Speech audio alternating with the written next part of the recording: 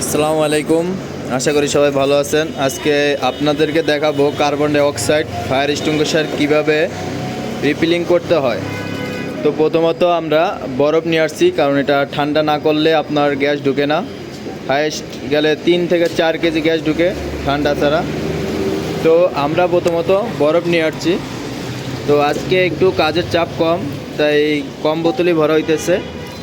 তো এভাবে করে ঠান্ডা করে নিতে হবে। প্রথমে ঠান্ডা করার পরে আমরা টিকারটা বেঁধে নিব। আচ্ছা, তুমি টিকারটা বাঁধো।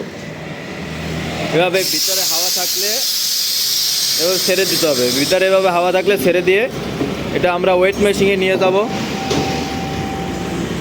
কীভাবে এটা লাগাতে হয় দেখুন।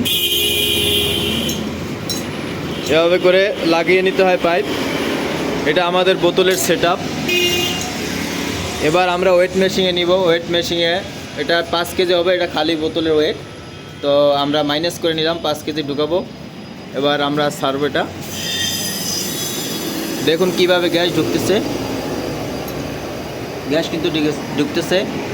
তো আমরা জানবো যে টেকনিশিয়ান, তার কাছ থেকে আমরা জানবো এটা কিভাবে কি কষ্ট, কীরকম কি, এটা আমরা ভালো করে তার কাছে জানবো। তো খোকন সাহেব বলুন আপনি। এখানে প্রথমত বলতে গেলে রিস্ক সম্ভাবনা থাকে, একটু জোরে বলুন। গেলে আমরা সাবধানে কাজ করতে হবে। তারপরে আমাদের কোমরের সমস্যা হয়, মাজার সমস্যা দেখা দিতে পারে, বা বোতলের জাকির দিলে দেখা গেছে বোতলের সমস্যা দিলে মাঝের সমস্যা হয়। এই জন্য প্রথমত কোমরের সমস্যা। হ্যাঁ, অনেক রিস্ক থাকে, তাই তো? হ্যাঁ, অনেক রিস্ক থাকে।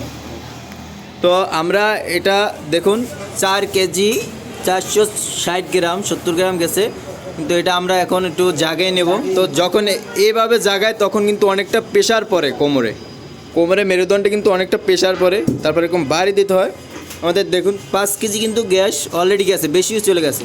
আচ্ছা, এটা আমরা অফ করে দেবো এখান থেকে। তো আজকের মতো এই পর্যন্তই। নেক্সট ভিডিও নিয়ে আমরা আবো পার্ট 2 নিয়ে। তো ওখানে আপনাদেরকে এবিসি ফায়ার এক্সটিংগুইশার কীভাবে রিফিলিং করতে হয় ওইটা দেখাবো। তো ওটা আমরা ভালোভাবে করেই দেখাবো আপনাদেরকে। তো আশা করি সবাই ভালো থাকবেন, সুস্থ থাকবেন। আল্লাহ হাফেজ।